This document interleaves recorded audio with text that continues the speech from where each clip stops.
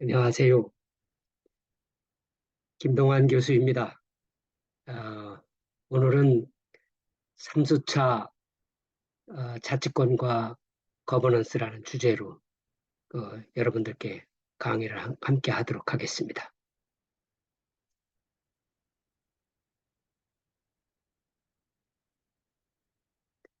에, 지난주 2주차에 우리가 있었던 이야기를 조금 복습을 하고, 그리고 이번 주에 강의 주제인 자치권과 거버넌스에 대하여 강의를 하도록 여러분들과 함께 이야기를 나누도록 하겠습니다. 지난주에 우리가 그 지방자치의 본질이라는 게 과연 뭐냐 하는 겁니다. 그 본질이라는 말은 어떤 플라톤이 그 이야기를 한 것입니다만, 그 어떤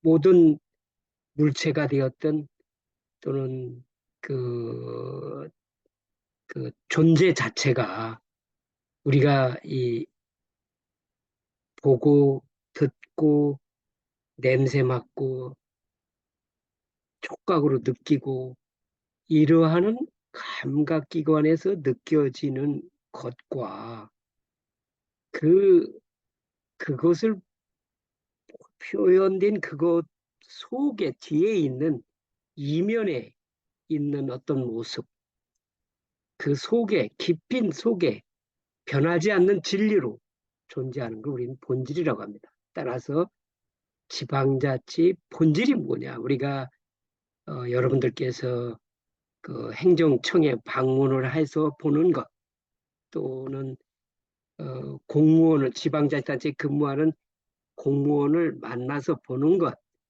그게 지방자치의 하나의 현상이긴 하지만 그것의 본질이 과연 뭐냐 하나라고 이야기를 할 때는 우리가 이 지방자치를 운영하는 제도에 있어서의 근본 두 가지 유형이 있는 겁니다. 그게 주민자치와 단체자치라는 겁니다.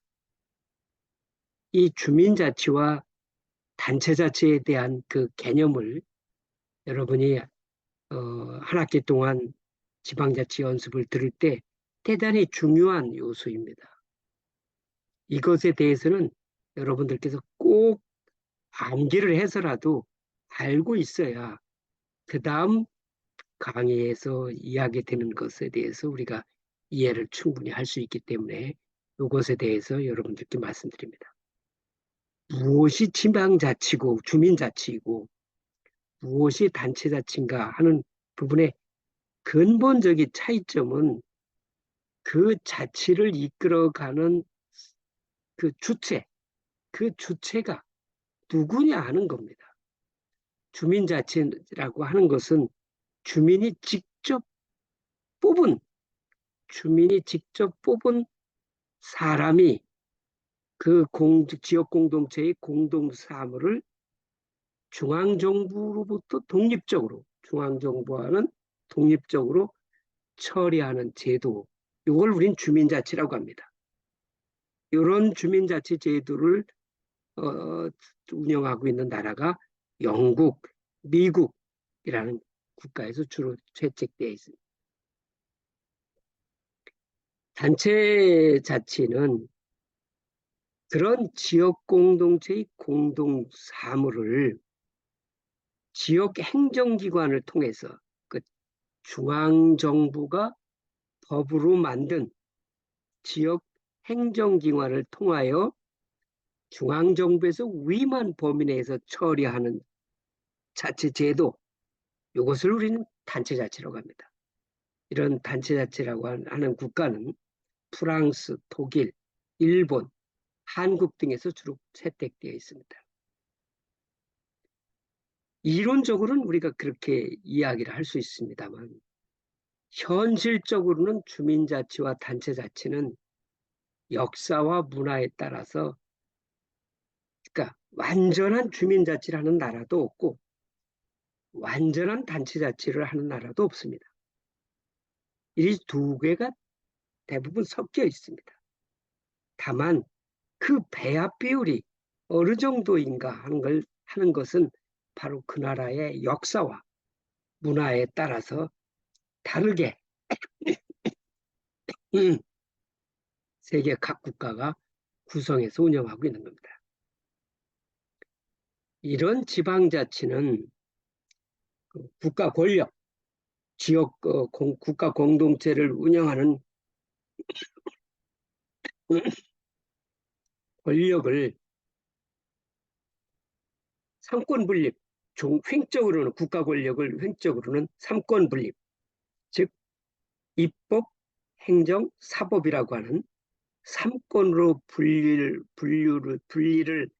합니다만 종적으로는 위아래는 종적으로는 중앙정부와 지방정부라고 하는 그런 권력 분산의 정치적 측면이 있는 반면에 어, 국민 권익을 증진하는 복지적 측면이 포함되어 있는 행정국가가 요즘에 발전함에 따라서 이제 점점 주민자치적 요소는 점점 옅어지고 단체자치적 요소가 강해지고 있는 것이 현재 지방자치 추세입니다. 따라서 이러한 지방자치가 지역 발전은 물론 국가 발전의 원동력이 되기도 하지만 오히려 국가 발전을 저해시킬 우려도 있는 겁니다. 그런데 요즘에 이 세계 국가 간의 경쟁이 이제 세계화가 되고 경쟁이 이제 심해지다 보니까 지방자치가 국가 발전의 원동력으로서 매우 중요해지고 있습니다. 따라서 우리가 가장 지방적인 것이 가장 세계적이다 라는 캐치프레이즈가 힘을 얻고 있는 이유입니다. 중앙 집권 문화가 강한 한국에서는 지방자치의 지도자들이 일본과 같이 지방의 역습에 도전할 필요가 있습니다. 일본은 이 지방자치의 지도자들이 중앙 집권화된 그런 문화를 바꾸기 위해서 어, 역습이랄까요? 생각지 못하게 그, 그 자치권을 행사한 경우가 많이 있었습니다. 그래서 우리 한국도 지금 자치단체 장들 중에서 또는 자치단체의 의회의 의원들 중에서 이런 독립적이고 자치적인 그런 양상을 보이고 있어서 한국의 정치와 행정이 다양성을 가져가고 있습니다만 앞으로 그러한 노력들이 더 필요해야 우리 한국과 같이 중앙 집권화된 문화가 좀 더 수평적, 자유민주적 질서에 더 부합되지 않는가 생각합니다. 따라서 이 제가 수강 계획서에 밝힌 바와 같이 어, 이 지방자치를 학습하는 학생들이 지방자치 지도자로서 자기의 꿈을 전 키울 수도 있다라고 생각합니다. 따라서 자기가 사랑하는 땅에서 자기의 꿈을 실현하려고 애쓰는 지방 사람들, 지방자치의 지도자들, 스스로의 힘으로 새로운 인생을 개척하려고 고군분투하는 젊은이들, 벽에 부딪히더라도 이대로 인생을 끝낼 수 없다고 생각하는 사람들이 정말 도전해 볼 만한 것이 바로 지방자치가 아닌가. 아니, 그런 사람들이 그런 도전을 해야 한국의 지방자치가 명실공히 발전할 수 있다라고 저는 생각하고 있습니다. 자, 그러면 이제 이번 주에 3주차의 강의 주제인 자치권과 거버넌스 이런 주제를 이제 이야기를 해보도록 하겠습니다. 과연 자치권이라는 게 과연 뭐냐 그런 얘기. 앞서 이야기한 바와 같이 인간이 군집성을 가지고 국가 공동체를 만들어 나갈 때에 그 질서를 유지하기 위해서 국가 권력이 그 선택된 지도자들에게 부여가 되는데 그 국가 권력을 횡적으로는 입법, 행정, 사법이라는 상권 분립이 이루어지지만 종적으로는 중앙정부와 지방자치라고 하는 그런 그 종적인 분업 체계가 이루어진다라고 했습니다. 그 의미는 무엇인가? 지역적으로 분업이 이루어진다고 하는 것은 무엇인가 하는 겁니다. 국가는 하나의 영토와 국민이 존재하고 주권이 세 가지가 국가의 요소입니다. 마찬가지로 지방자치단체도 그런 국가의 영역을 지역별로 나누어서 종적 분업이 이루어지는 겁니다. 그걸 우리는 행정구역이라고 합니다. 그래서 자치권이라고 하는 것은 무엇인가? 지방자치단체가 특정 지역, 즉 행정권역에서 가지는 일정한 범위의 무한대가 아니라 절대적인 권력이 아니라 국가의 법률에 의해서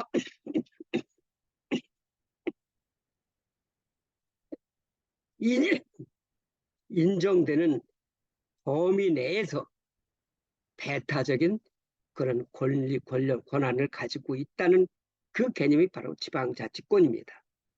물론 그 지방자치권에 대해서는 학술적으로는 이견이 많습니다. 국법이 인정하는 범위라고 하는 국가 위임성에 대한 주장, 위임성을 주장하는 학자도 있고 이것은 지방자치단체가 갖는 천부적 하늘이 주어진 권리라고 하는 자주성을 강조하는 그런 그 학자들도 있습니다. 어쨌든 그런 이중성을 가지고 있기는 합니다만 지방자치단체 행정구역에 설치되는 중앙행정 기능을 수행하기 위해서 지방자치단체의 행정구역에 만들어지는 특별행정기관이 갖는 권한과는 달리 정치적, 제도적으로 배타적인 지배권을 갖는 독자적인 권능이라고 정의할 수 있습니다. 이 자치권에 대해서는 앞서 이야기한 바와 같이 국가 창설권설과 고유권설이라는 두 가지로 크게 학설이 나누어지고 있습니다. 국가 창설권이라고 하는 그런 학설은 주로 대륙법계에서 단체자치제도에서 나타나는 현상입니다. 그 의미는 국가가 부여하는 것이 자치권이란 이 지방자치권이란 국가가 부여하는 것이지 본질적으로 고유 권한이 아니라는 주장입니다. 이런 국가 창설권설 중에 또 하나의 국가 창설권 중에서 거기서 하나 뻗어진 학설이 하나가 있는데 그런 국가 창설권이 있으나 오늘날에는 국가가 창설을 무조건 하는 것은 아니고 이 법률에 의해서 제도적으로 보정된다는 제도 보장설이 주된 학설의 주류를 이루고 있습니다. 고유권설이란 영미법계에서 주로 나타나는 주민자치 제도로서 인간의 기본권과 같이 자치단체, 자치권도 자치단체의 고유 권한이기 때문에 국가 중앙정부가 침해할 수 없는 것이다 라고 하는 학설. 이건 우리는 자치고권설이 그 중에 하나입니다. 우리나라 한국의 경우는 제도적 보장설, 위에서 이야기한 제도적 보장설이 통설로 여겨지고 있습니다. 자, 그런 지방자치권에는 자치입법권, 자치조직권, 자치인사권, 자치행정권, 자치계획권, 자치재정권 이러고 크게 나눌 수가 있습니다. 그 하나씩 하나씩 이에 대해서 알아보도록 하겠습니다. 자치입법권이란 바로 자치단체가 그 질서를 유지하고 지역의 발전을 이루어내기 위해서 어느 제도를 만들어내는 조례와 규칙을 만들어내는 걸 우리는 자치입법권이라고 합니다. 이 자치입법권이 한국의 헌법 117조 1항에 이렇게 규정되어 있습니다. 지방자치단체는 뭐라고 하고 법령의 범위 안에서 자치에 관한 규정을 제정할 수 있다라고 규정함으로써 자치입법권이 한계를 두고 있습니다. 법과 대통령령, 총리령, 부령의 정하는 범위 안에서 자치에 관한 규정을 할 수 있다고 한정하고 있습니다. 따라서 한국은 자치 권한을 제도적 보장서를 근간으로 하고 있기 때문에 이 법령의 안에서 입법권을 허락한다 그런 얘기입니다. 그런데 이런 민선자치가 하다 보니 이런 자치입법권의 범위 내에서는 주민자치가 이루어지기가 어렵습니다. 따라서 우리는 이런 자치입법권의 확대라고 하는 과제를 안고 있습니다. 그렇게 만들어지는 자치법규는 앞서 이야기한 바와 같이 조례와 규칙이 있습니다. 따라서 자치법규의 한계는 국가의 법령이나 상급 지방자치단체의 법규를 위반해서는 안 되고 주민 권리 침해 사항에 대해서는 국회의 의결을 거친 법률이 위임이 있는 경우에 한하여 제정할 수 있다라고 한계가 있는 겁니다. 이러한 것들이 민선자치가 주민의 권익을 증진하는 주민자치를 진정하게 실현하기에는 한계가 있기 때문에 이에 대한 자치법권의 확대가 하나의 숙제로 되어 있습니다. 법령이나 상급지방자치단체의 법규에 위반해서는 안 된다는 원칙은 법치주의와 법 앞에 평등을 위하여 반드시 지켜져야 할 사항이지만 주민권리 침해 사항이나 지방세 부과권 등 재정에 관한 권한은 꼭 법률이 위임이 있는 경우에 하나여 하는가 하는 문제가 반론이 제기되고 있습니다. 따라서 우리는 지방자치, 주민자치 요소의 강화와 민주성 강화를 위하여는 지금 현행 법률이 우리 헌법 인정하고는 법률이 위임이 있는 경우에 하나는 범위보다는 법령에 위반되지 않는 범위로 확대할 필요가 있습니다. 따라서 법률의 위임이 지방자치의 특성을 모두 반영할 수는 없기 때문에 지방자치입법권의 확대를 통하여 자치권을 강화할 필요가 있습니다. 예를 들면은 충청북도 같은 경우는 바다가 하나도 없습니다. 그런데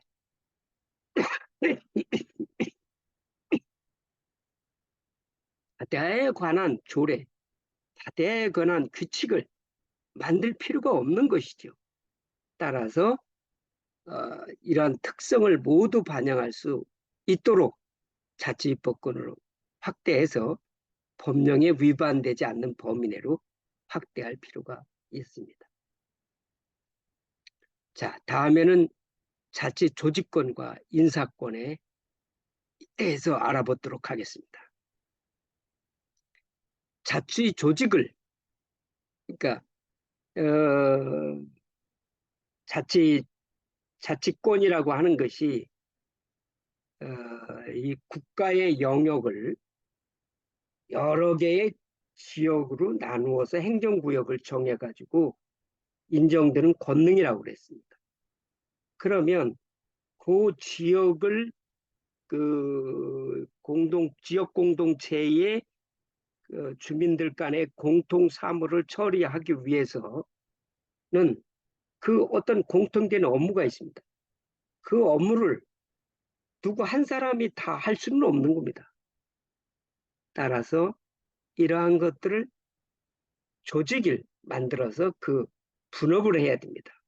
그러니까 뭐 총무국 또는 경제국 또는 무슨 건설국 이런 조직을 만들어서 그 권한을 나누어 가지고 행정을 자치권을 행사해야 주민에 대한 서비스를 할 수 있고 지역 발전을 기여할 수 있는 겁니다. 이렇게 자치 조직을 만들어야 되는데 앞서 이야기한 바와 같이 지방자치단체의 행정구역에는 저마다 다른 특성이 있습니다. 그런데 획일적으로 중앙정부가 주어지는 그런 조직, 이 시스템, 조직도에 의해서만 조직을 만들 수 있다면 그런 자치권이 어, 효율적으로, 능률적으로 이루어질 수가 없을 겁니다. 따라서 이런 자치 조직을 자주적으로 만들 수 있는 권리가 바로 자치 조직권입니다. 그 정도의 범위는 예를 들면 국까지는 그렇게 국을 만들 때까지 말을 증설하거나 폐지하거나 합하거나 이러한 것들 그 범위는 아주 다양할 수 있습니다. 그것은 나라마다 다릅니다. 주민자치형 국가는 자율적으로 무슨 국도 만들 수 있고 과도 만들 수 있고 그래서 자치권의 범위가 넓고 단체자치형 국가는 그 자치권의 범위가 좁습니다. 한국의 경우는 매우 제한되어 있어서 자치 조직권 또 인사권은 그 조직이 만들어지면 그 조직의 사무를 처리하기 위해서는 사람이 필요합니다. 그 사람을 누가 뽑아서 그 사람의 인사권을 행사하느냐, 자치단체 장이 갖느냐, 아니면 중앙정부가 갖느냐, 이러한 것의 이야기입니다. 이 자치 인사권도 바로 이 자치단체의 권한의 자율권을 줘야만이 자치단체 장이 리더십을 발휘해서 자치 사무를 잘 처리할 수 있는 겁니다. 따라서 이런 자치 조직 및 인사에 대하여 법률과 대통령령으로 세부적으로 규정되어 있습니다. 그리고 감독기관의 승인을 받도록 하고 그래서 자치단체의 균형을 유지하기 위해서 건국권을 중앙정부에 인정하고 있습니다. 우리나라 한국의 경우는. 그만큼 한국은 제도보장설에 법률이 정한 범위 내에서라고 하는 제도보장설에 입각해 있는 겁니다. 하지만 현실적으로는 자치조직권이 위관 선거 목적을 위해서 관직을 설치하는 그런데 남용되고 있고 자치 인사권은 자치단체 장이 자기 선거에 도와준 선거 공로자의 일자리를 만드는데 오용되고 있습니다. 앞으로 이런 지방의회나 시민사회가 효율적으로 견제를 해야 되지 않나 그런 생각을 갖습니다. 자치행정권이란 앞서 이야기한 자치권 중에서 조직권과 인사권에 대해서 이야기했습니다만 이번에는 이제 도로를 만든다든가 또는 주민들에게 그 호적을 발급한다든가 또는 주민등록을 띄워준다든가 또는 주민들에게 어려운 이웃들에게 어떤 복지 서비스를 한다든가 이러한 일체의 것을 우리는 자치행정권이라고 합니다. 그런 자치단체의 공동 사무를 자주적으로 처리할 수 있는 권한을 우리는 자치행정권이라고. 그리고 이것도 주민자치형의 자치국가에 있어서는 중앙정부가 지방정부에 대해서 입법적으로 법률에 의해서만이 또는 사법부의 판결에 의해서만 하거나 또는 기술적 조언 외에는 관여할 수가 없습니다. 하지만 단체자치형 국가, 한국도 단체자치형 국가라고 했죠. 라는 국가는 사무 자체가 국가의 사무가 많아서 폭넓은 관여가 이루어지고 있습니다. 한국의 경우 중앙집권의 전통이 강해서 자치행정권의 범위가 매우 좁습니다. 특히 감사 등을 우려해서 스스로 자치권을 포기하는 경향도 있다 보니 주민의 입장에서는 참 답답합니다. 뭐 도청의 승인을 받아야 된다는 등 또는 도청의 유권 해석을 받아야 된다는 등 이런 식이 되다 보니까 시간도 많이 걸리고 그리고 또 자치단체 그 자치단체에서는 꼭 필요하지만 도에서 광역자치단체 반대한다는 이유로 주민의 편의를 도모자 하지 못하는 경우가 많이 있습니다. 또 반면에 자치행정권이 단체 자치별로 많이 이관되어 있기도 합니다. 어떤 경우는 예를 들면 건축 허가나 뭐 이런 것들은 많이 기초자치단체에 위임되어 있습니다. 이러다 보니까 그 자치 권한을 남용을 해서 꼭 해줘야 되는데도 불구하고 그거를 나한테 와서 하는 거 봐서 잘하면 해주고 잘하지 않으면 안 해주고 선거 때 나를 도와주면 해주고 선거 때 나를 안 도와주면 안 해주고 이런 일들이 발생하고 있습니다. 이게 풀뿌리 갑질이라고 하는 겁니다. 또 그러한 권한을 만들기 위해서 교묘하게 뭐 예를 들면은 무슨 뭐 과도한 행정 규제를 조건을 단다든가 또는 뭐 거기다가 그 과도한 무슨 뭐 이 일조권을 위해 가지고 아주 뭐 아주 가깝게까지 붙일 수 있도록 건물 상호간에 아주 붙여서 햇빛이 그 옆집에는 들어오지 못하길 정도로까지 이런 한다든가 이런 그림자 규제 등을 가지고 자치 남용권이 이루어지고 있다라고 비판이 지금 늘어나고 있어서 앞으로 이러한 그 자치자해를 운영하는 데 있어서 자치행정권을 운영하는 데 있어서 나타나고 있는 이런 자치행정권의 남용을 극복하고 중앙과 지방이 윈윈함으로써 지역 발전은 물론 국가 발전 그리고 주민의 서비스 증진을 해나가는 그런 자치권의 합리적 관행을 정착시켜 나갈 필요가 있습니다. 그런 자치행정권 중에서 또 하나 중요한 것 중에 하나는 자치계획권입니다.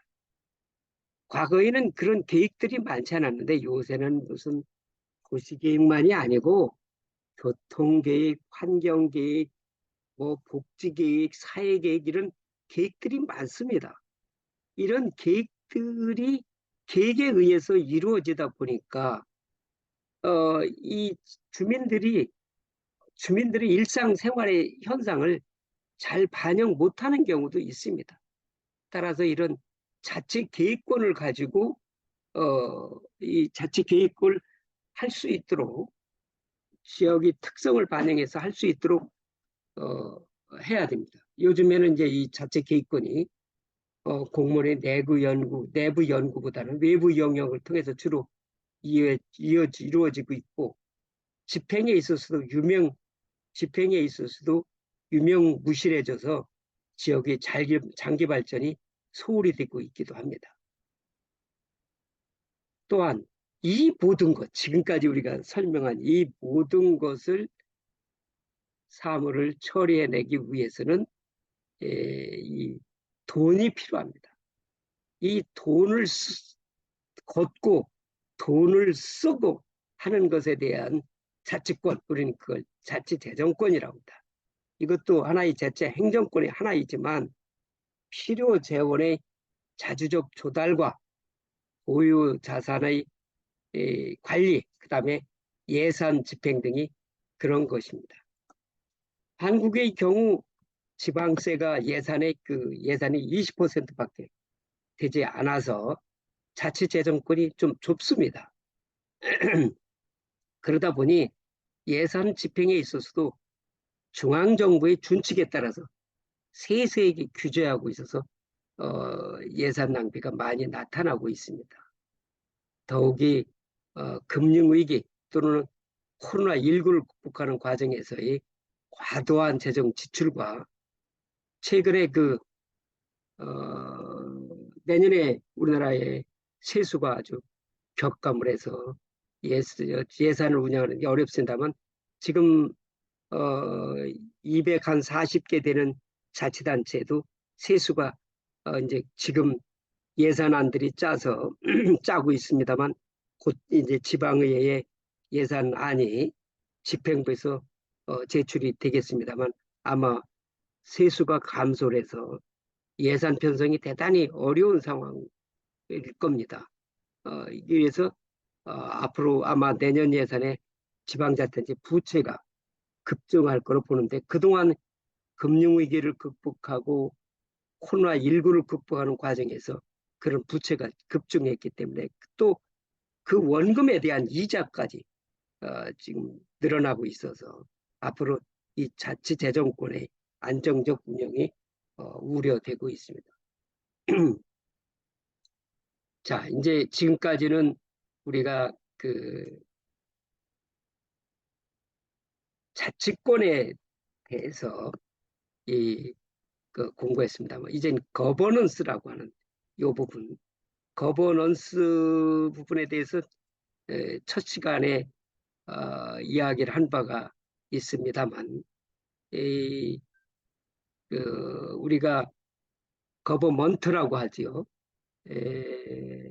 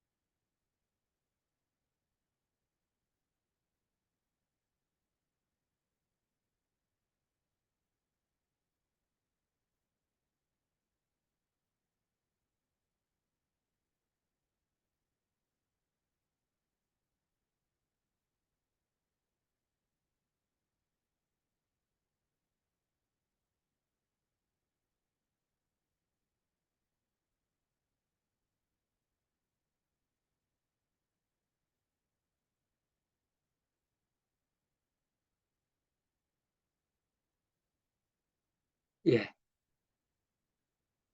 우리가 이 거버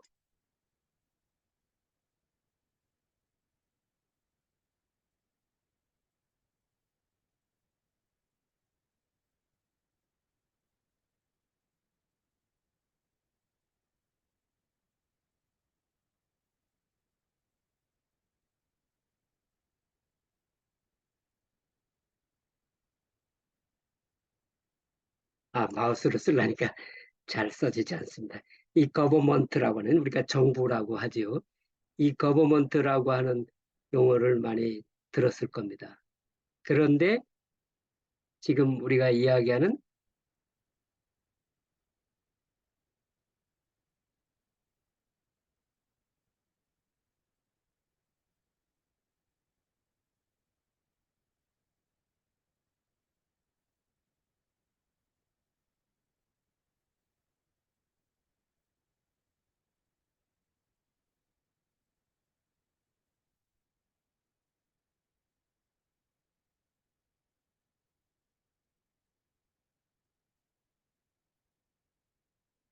이렇게 거버넌스, 이 거버라고 하는 것은 지배하다, 통치하다 이런 뜻이거든요. 그 라틴어에서. 근데 요 언스가 붙으면 정부스러운 이런 뜻이 되지요. 정부스럽다는 이야기는 정부인 것이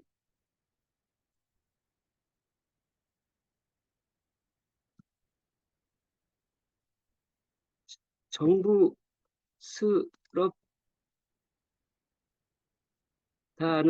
것은 정부 이것도 아니고 정부 아닌 것도 아니다.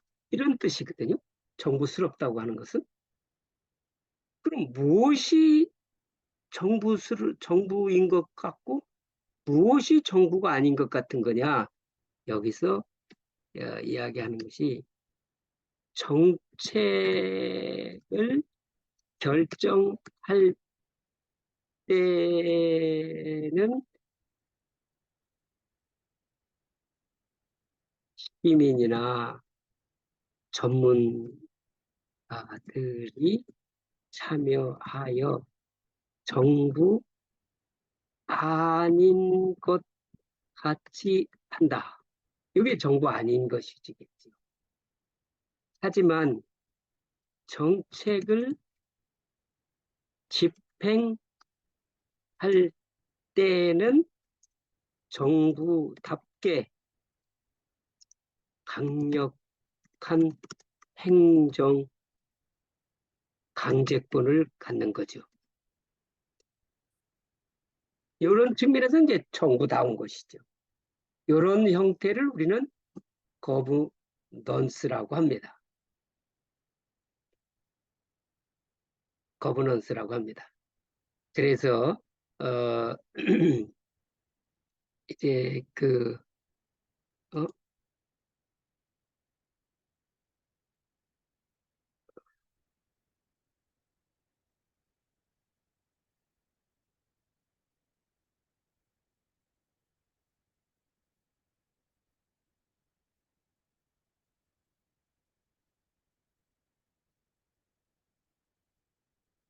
이게 지금 여러분들과 공유가 되었는지 안 되었는지 모르겠습니다만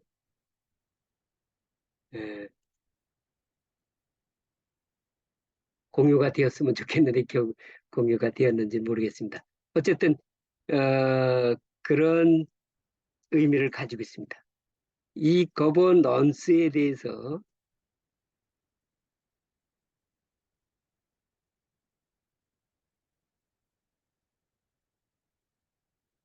거버넌스에 대해서 이제 한번 이 지방자치단체가 어, 이 우리 지역에 사는 주민들에게 어떤 지역 공동체의 생존과 번영을 위하여 또는 구성원 하나하나의 권익 증진을 위하여 또는 전체적으로는 지역 발전을 위하여 이렇게 선한 운영이 돼야 되는데 그렇지 못하는 경우가 있거든요.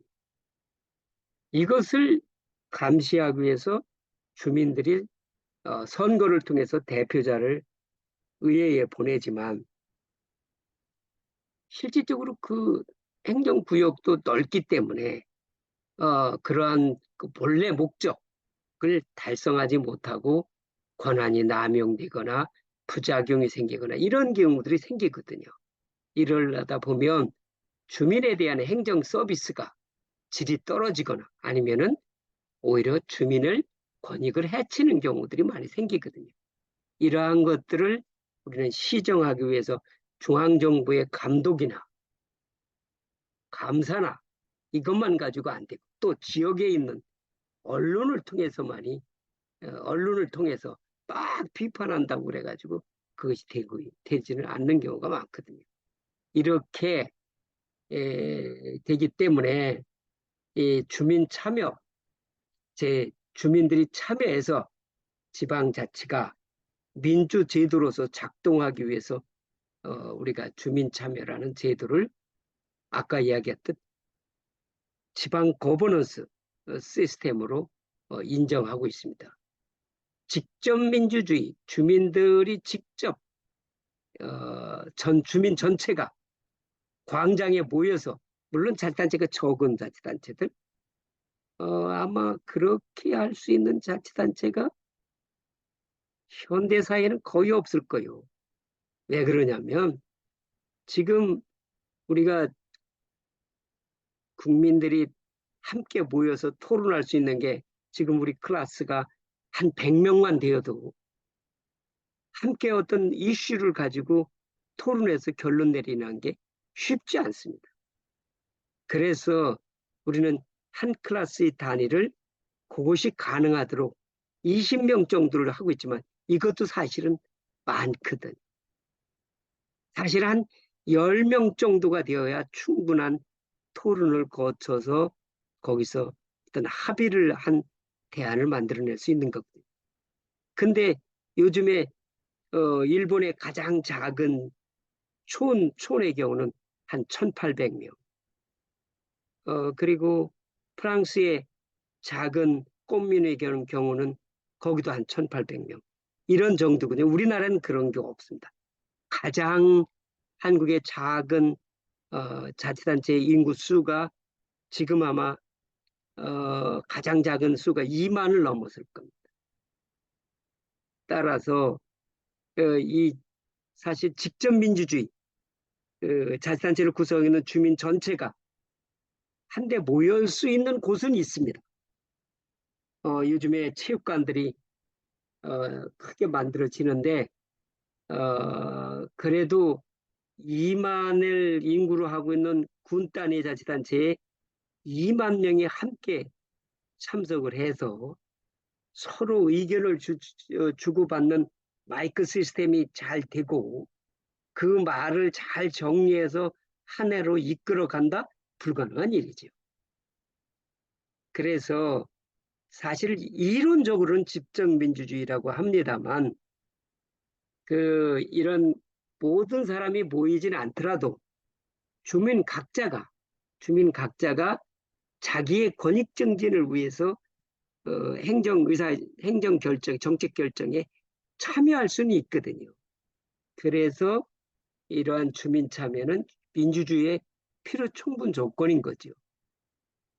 전체가 모이기는 어렵습니다만 주민이 이해관계가 있는 주민이 정책 결정에 참여할 수 있는 그렇게 제도를 보장하는 그럼으로써 지방 거버넌스가 만들어지게 하는 이것은 민주주의의 필요 충분 조건이라고 할 수 있습니다. 그리고 현대 국가에서 대부분은 간접민주주의입니다.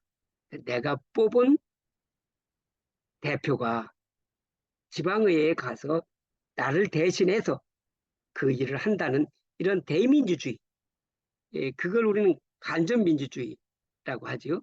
여기에도 이제 주민 참여가 이루어지는데 그런 대민주주의의 건전성을 유지하고 하기 위해서는 주민 참여가 법률적으로 보장된 참여와 법률적으로 보장되지는 않지만 행정 절차에 참여하는 참여가 둘로 나눠지는 겁니다.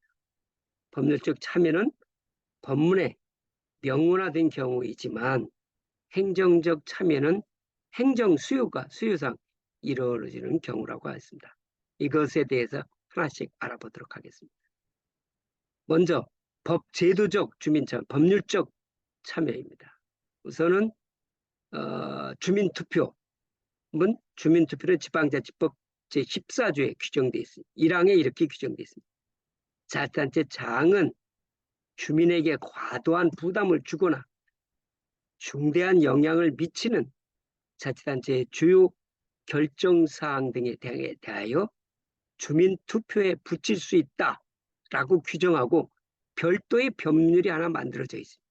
그게 주민투표법입니다. 이 주민투표법 7조 1항에는 8조에는 이렇게 되어 있습니다.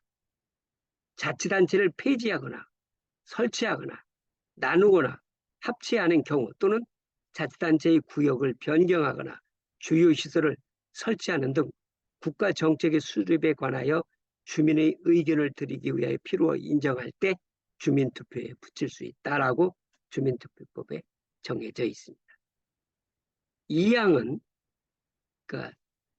지방자치법 14조 2항에는 주민투표의 대상, 발의자, 발의 요건, 그 밖에 투표 절차 등에 관한 사항을 따로 법률로 정한다 하고 되어 있습니다.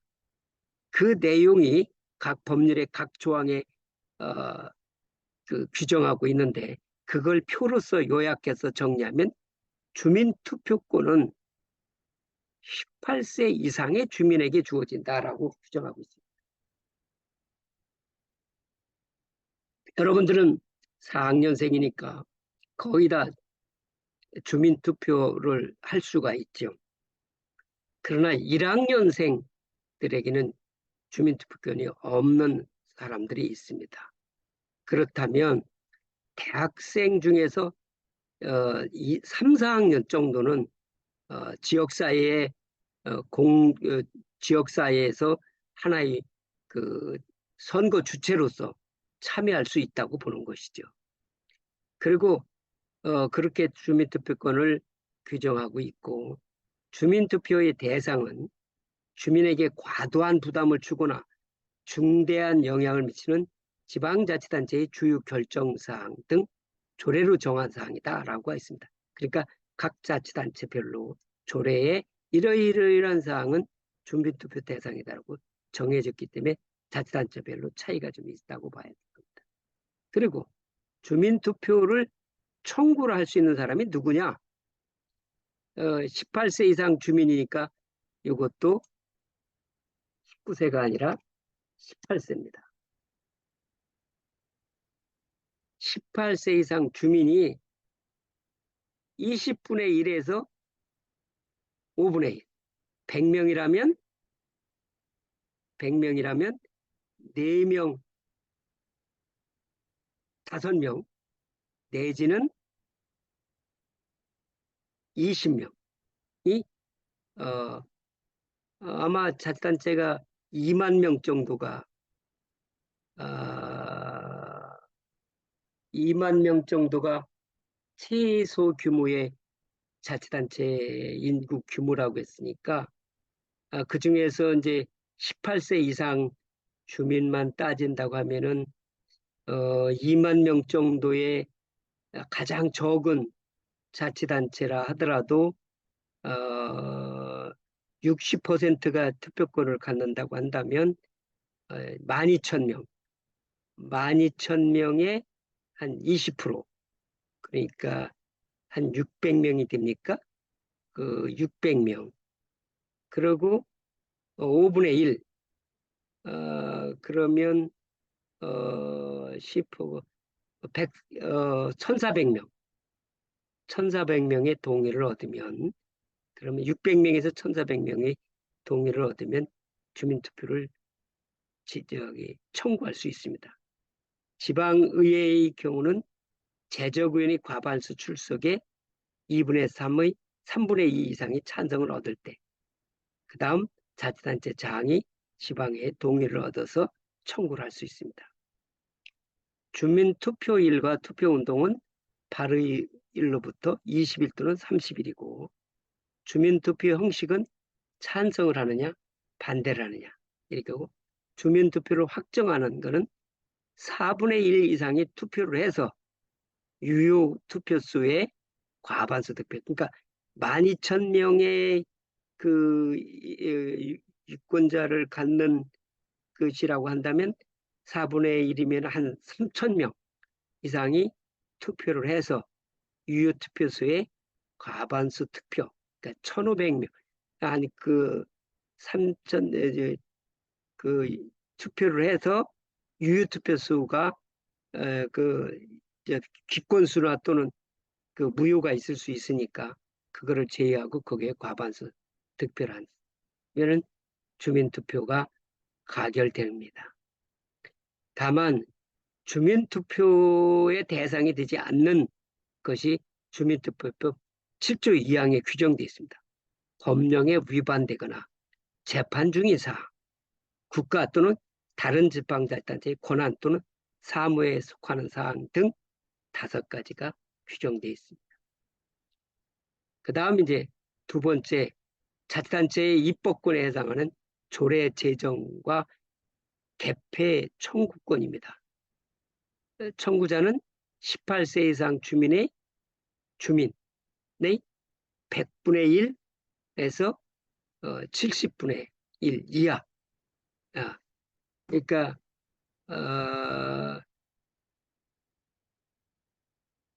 시군구의 경우는 50분의 1에서 20분의 1 여기 조례를 제정해달라 청구할 수가 있는 거죠.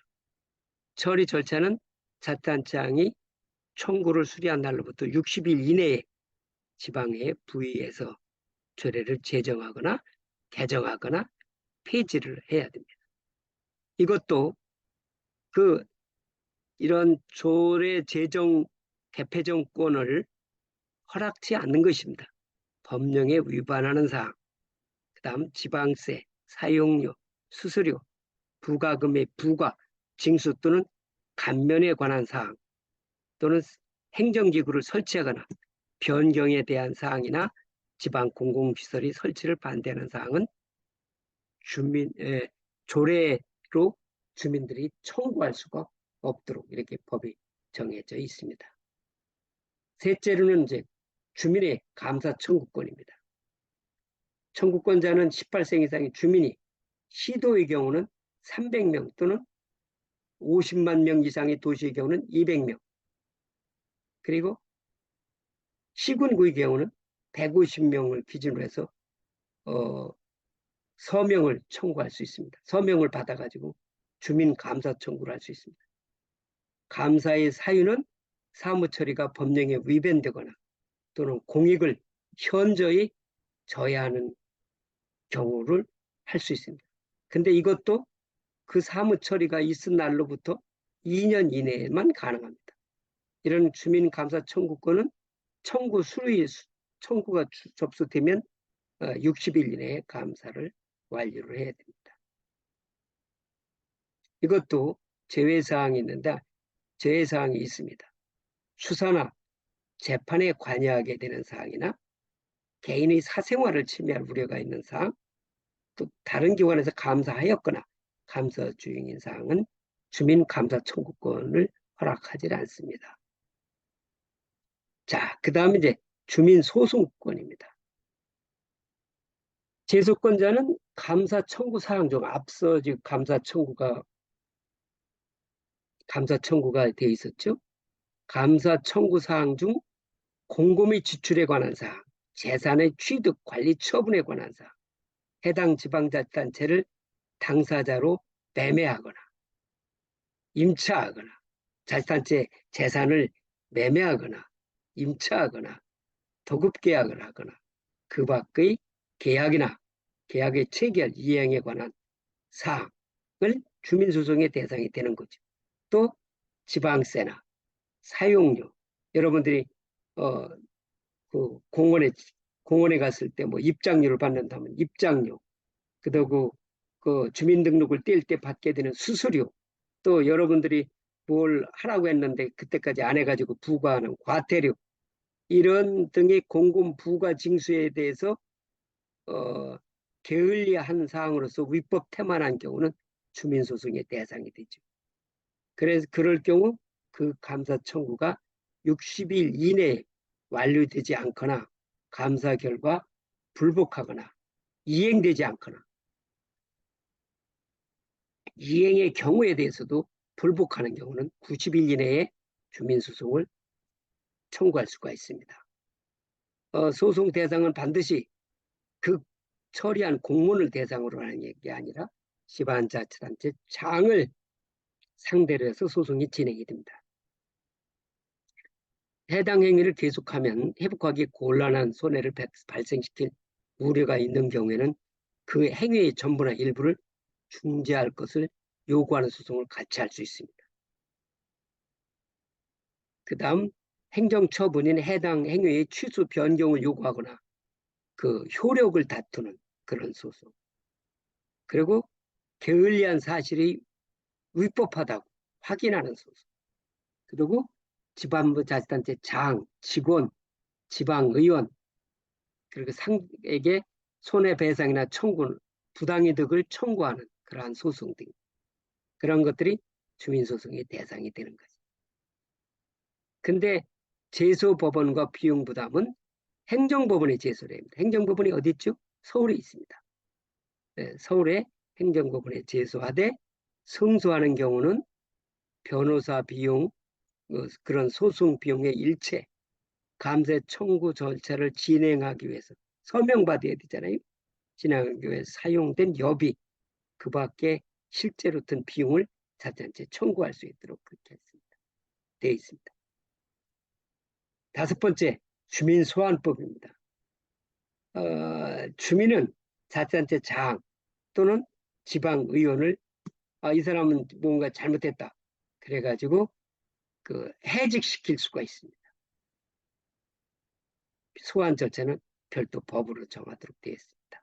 이것이 이제 법률이 정하는 그런 주민 참여의 것이고, 요거 말고도 행정 참여가 있죠. 예를 들면 도시 계획을 확정한다든가, 도로 개설 계획을 확정한다든가, 뭐 건축 허가를 한다든가 이럴 때에 주민들은 행정 참여를 직접 할 수 있는 제도가 함으로써 지방 거버넌스를 작동을 하죠. 그런데 사실 이제 요즘에는 인터넷이 발달했기 때문에 자치단체별로는 이제 인터넷을 활용하는 경우가 많이 늘었죠. 요거는 이제 이거버넌스라고 하는 거. 이제 우리가 이제 요걸 대해서 좀 자세히 살펴보면 지금까지 지방자치권과 대의권 그리고 직접민주적 주민참여 제도에 대해서 살펴보았지만 현행 지방자치단체 인구 규모는 가장 이상적인 직접민주주의를 실시하기에는 대부분 초과하고 있어 대의민주를 실시하고 있습니다. 이는 주민 상호 간의 의사소통의 한계를 의미하는 것이므로 그동안 확성기나 방송 등이 활용되어 왔지만 근본적인 해결책은 되지를 못하죠. 그만 1000명 이상만 모여도 어려운 세상이 되었죠. 하지만 최근 인류 사회는 IT 발달에 따라서 그 생활권이 시간과 공간을 초월해서 대민주주의 변화를 초래하고 있습니다. 현재의 대민주주의는 대표성을 과연 내가 뽑아준 의원이 내가 뽑아준 시장이 내 문제를 잘 하고 있느냐 이것을 보장하기는 어렵습니다. 따라서 그러한 것이 잘하고 있는지 못하고 있는지 그리고 내가 그 문제점을 제기했을 때 그런 의견을 수렴해 주는지 내가 의사결정에 참여하고 싶은데 참여할 수 있는 기회를 주는지 그런 것을 통해서 그 대표성을 보장을 못 받고 있습니다. 그렇지만 이제 IT가 발달했기 때문에 대중의 직접 참여가 기술적으로는 가능합니다. 그래서 이런 법률적 참여 외에도 행정적 참여가 지금 넓어지고 있습니다.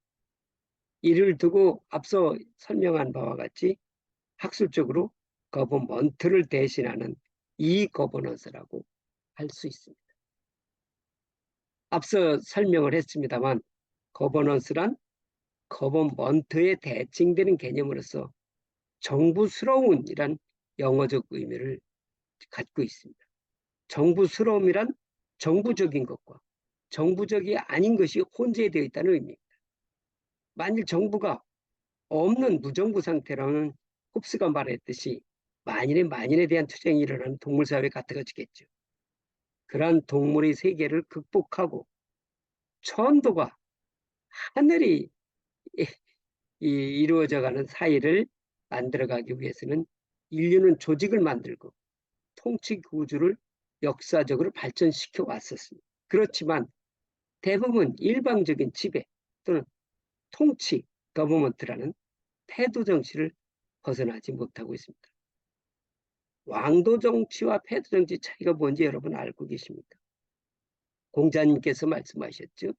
왕도 정치란 어진다는 의롭다는 인의와 법의한 정치를 우리는 왕도 정치라고 하고 패도 정치란 힘과 무력에 의한 정치를 우리는 말하고 있습니다. 공자님은 왕도 정치를 구현하기 위하여 춘추라는 역사서를 지었고 플라톤은 철학자가 통치하는 철인 정치를 주장한 바가 있죠. 통치, 거버먼트는 현대사회와 같이 전문화되고 민주화된 사회를 관리할 수 있는 제도가 되지는 못하다고. 그렇기 때문에 이제 요즘 이 거버넌스라는 개념이 그동안 꾸준히 강조되어 왔던 것이죠.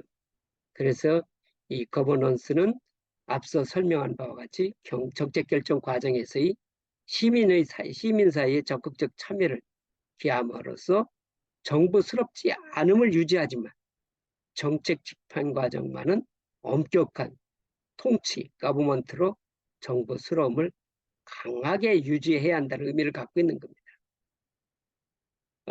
이런 이 거버넌스는 IT를 기반으로 해서 대민주주의 한계를 극복하고 효율성을 보장하는 새로운 체제라고 할 수 있습니다. 첫째, 행정 정보를 온라인에 의해 무한대로 실시간으로 제공하고 토론과 타협을 진행할 수 있다는 장점이 있고요. 두 번째는 전자투표로 무한 참여와 실시간으로 정책 결정을 할 수 있기 때문에 이 거버넌스가 가능한 것. 다음은 이제 이 지방자치와 지역 정당, 지역 정치에 대해서 이것도 이제 이 거버넌스를 할 수 있는 거죠. 국민들이 개인적으로 거버넌스 차원에서 지방자치에 참여할 수도 있지만 지역 정당과 정당은 이 지방자치에 자기 정당을 공천함으로써 자기 정당 출신을 공천함으로써 이 지방자치에 참여한다는 측면에서 지역 정치가 이루어지고 있는 거죠. 최근 한국의 지방자치는 왜곡된 지역 정치 체제 속에서 진보와 논리라고 하는 진영 논리로 이루어지고 있고 사회 갈등을 증폭시키고 있죠. 아마 우리가 지금 한서대학교가 있는 서산시도 지금 현재 시장은 국민의힘이 공천한 그런 시장입니다만 시의원 중에는 더불어민주당이 공천한 시의원들이 다수가 있죠. 그러다 보니 중앙정부와 같이 중앙에서 이루어지는 것 같이 진보와 보수의 싸움이 보통이 아니죠. 그래서 지금 현재 뭐 방송에는 국회에서만 여기 싸우는 것이 보도가 주로 되고 있습니다만 지금 지방의회에서도 엄청히 싸움이 이루어지고 있지요. 그렇지만 사실은 이 민주주의의 기본 정신은 뭐냐? 선거는 나누어 싸우되 선거 후 지역 통합으로 운영해야 한다는 것이 민주주의 기본 원리입니다. 이 기본 원리가 지금 현재 자치가 감추었습니다. 그러다 보니 1년 내내 시끄러운 겁니다. 그리고 많은 공직은 전리품으로 나를 선거를 도와준 사람은 자리를 주고 나를 선거를 도와주지 않은 사람은 자리를 한직으로 나쁜 자리를 주고 인허가의 경우는 나를 지지한 정당에 지지했으면 인허가를 내주고 나를 지지하지 않았으면 지역 정당에 따라서 이게 인허가도 안 해주고 이런 겹앞의 평등이 지금 이루어지고 있지를 못합니다. 뿐만 아니라 지역 비전과 공공사업에 대한 행정 전문성은 무시당하고 공무원들은 신분 보장을 위해서 선거 때만 되면 아니 선거 때만이 아니라 일반 행정을 할 때도 그 자단체 장이나 지방의원의 득표에 하수인으로 지금 전락해서 우리가 행정학을 배울 때 정치와 행정이 분리돼야 되느냐 합해져야 되느냐 이런 이론론과 이론론을 배웠습니다만 미국도 건국을 하고 나서 한 200년 동안은 너무 정치가 과잉이 돼가지고 부작용이 심화된 거예요. 다리가 무너지고 뭐 나라가 온통 혼돈에 빠져버린 거예요. 그래서 위드로 윌슨 대통령이 정치와 행정은 분리돼야 한다. 행정은 그 기술적 전문성이 있다. 그러니 정치와 행정은 분리돼야 한다는 정치 이원론을 해서 행정학이 그래서 발달하기 시작했다라고 우리가 배웠을 겁니다. 이런 것들이 지금 한국에서는 마찬가지가 나타나고 있습니다. 이렇게 지역 정치에 있어서도 이런 정치적 갈등이 증폭되고 있기 때문에 이러한 부작용을 해소할 수 있는 것은 정치와 행정이 좀 분리될 필요가 있습니다. 이것을 우리는 앞으로 어떻게 할 것인가. 이 문제를 해결하지 못하면 지방자치가 국가 발전에 기여하는 것이 아니라 집과 발전에 걸림돌이 될 가능성이 있고 주민들은 행정 서비스를 받는 것이 아니라 오히려 주민들의 삶을 해칠 우려가 있습니다. 따라서 이것에 대해서 우리가 앞으로 개선해 나가야 되지 않는가 그런 생각입니다. 그리고 자치단체가 쓰고 있는 재정은 파퓰리즘에 빠져가지고 뭐 이것도 해줄게 저것도 해줄게 뭐 이래가지고 축제를 열고 뭐 이런 식으로 돈을 너무 많이 쓰다 보니까 빚이 지금 늘어나고 있는 이러한 지방자치 왜곡의 중심에 이런 왜곡이 이루어지는 것은 지역정당이다. 지역정당이 지역정치가 그 틀로서 억압하고 있습니다. 이러한 현상들은 자치 선진국인 영국에서도 비슷하게 나타나고 있어 앞으로 지방자치가 해결해야 될 과제입니다. 이 콜린 커퍼스가 쓴 책에 보면 그런 것이 적나라하게 지금 표현되어 있습니다. 영국에서도 지역 정당이 지방자치를 지배하고 있는데 이것이 민주적 필요성이냐 혹은 당파적 이익이냐에 대한 문제를 던지고 있습니다. 이를 극복할 수 있는 방법은 법과 제도와 관습과 원칙 등을 철저히 지키는 문화를 일궈내야 합니다. 하지만 영국은 지방자치의 오랜 역사를 갖고 있는데도 현실적으로 지역 정치의 당파성을 면하고 있지 못하다고 본다면 한국의 경우는 지역을 구성하고 있는 정치 주체들 상호 간의 뜨거운 토론과 냉철한 타협에 의한 지역 문제를 해결하는 지방자치의 새로운 리더십이 나타나야 할 때입니다.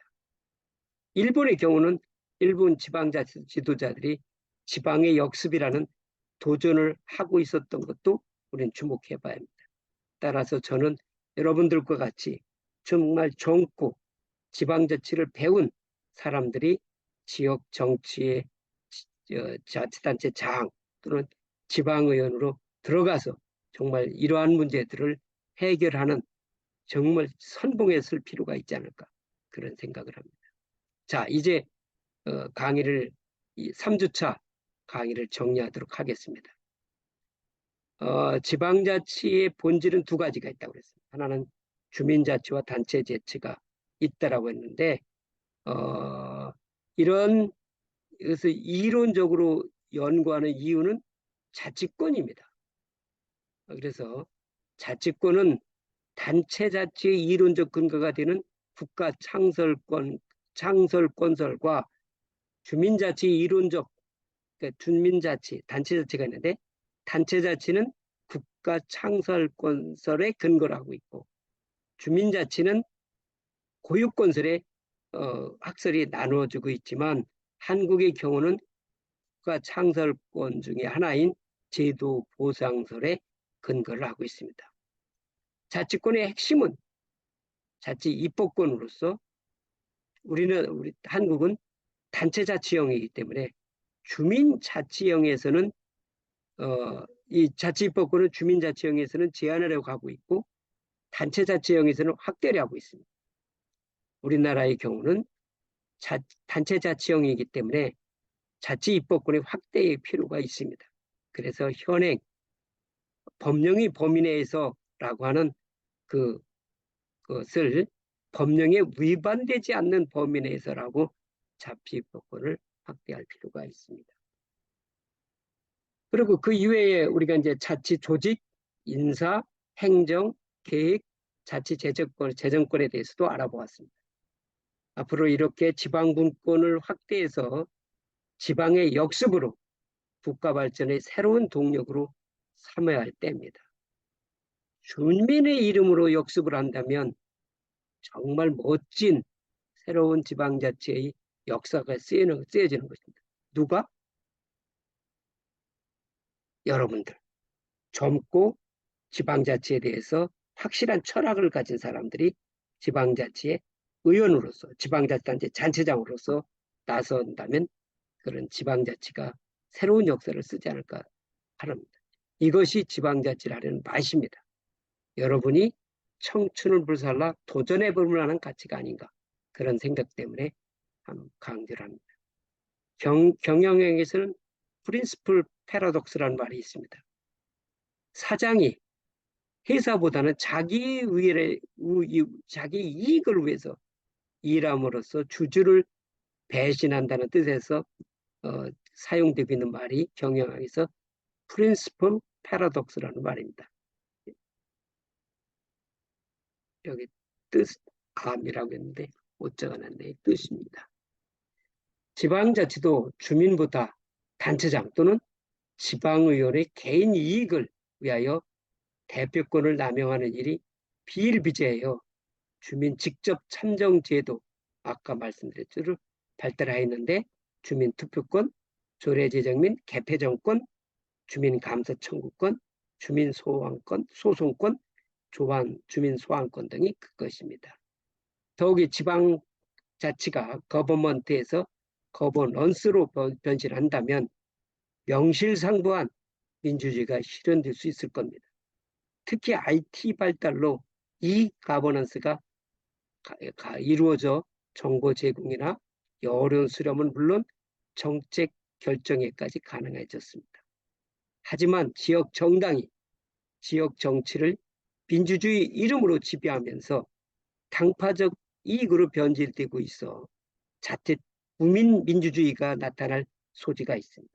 특히 코로나19로 독재의 그림자가 드리워지고 있고 일부에서는 풀뿌리 갑질, 그림자 규제가 횡행하고 있습니다. 철저한 법치주의와 인의를 기반으로 한 합리주의가 필요할 때입니다. 자, 이상 여러분들에게 이 지방자치와 거버넌스라는 주제로 3주차 강의를 이제 마쳤습니다.